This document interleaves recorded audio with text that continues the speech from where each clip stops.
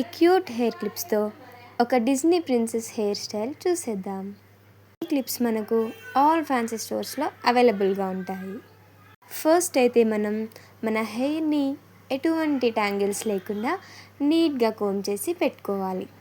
Next మనం front పార్ట్లో కొంచెం హెయిర్ తీసుకొని ఫస్ట్ అయితే నీట్గా కోమ్ చేసుకోవాలి.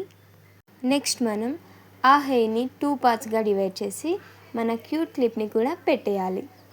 నెక్స్ట్ మనం సెకండ్ క్లిప్ని పెట్టాలి అంటే 2 సైడ్స్ నుంచి కొంచెం కొంచెం హెయిర్ తీసుకొని అండ్ దాన్ని కోమ్ చేయండి ఇలా నీట్గా.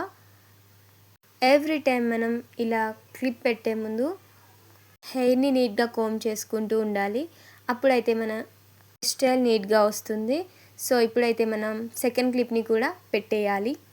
సెకండ్ క్లిప్ కూడా పెట్టేసాం కదా.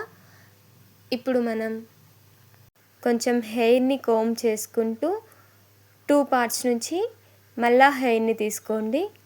హెయిర్ని తీసుకున్న తర్వాత అండ్ కొంచెం కోమ్ చేసిన తర్వాత మన క్యూట్ క్లిప్ని కూడా పెట్టేసేయండి. ఇప్పుడు మనం హెయిర్ క్లిప్ని పెట్టే ముందు మన హెయిర్ని అండ్ క్లిప్ని అడ్జస్ట్ చేసుకుంటూ క్లిప్ని అయితే మనం పెట్టాల్సి ఉంటుంది. చూసారు కదా, ఇక్కడైతే మనం హెయిర్ క్లిప్ని సేమ్ డిస్టెన్స్లో ఉండేలాగా పెట్టాము.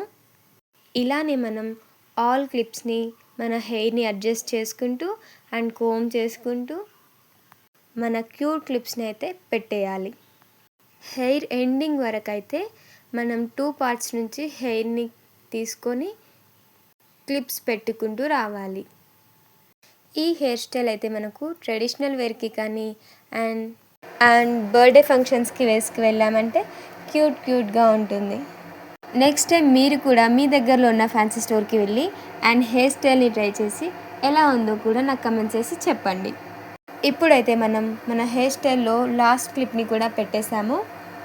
అండ్ దాని తర్వాత మనం హెయిర్ని నీట్గా కోమ్ చేసి ఉంచండి అండ్ లాస్ట్ రబ్బర్ బ్యాండ్తో సెక్యూర్ చేసేయండి హెయిర్ని.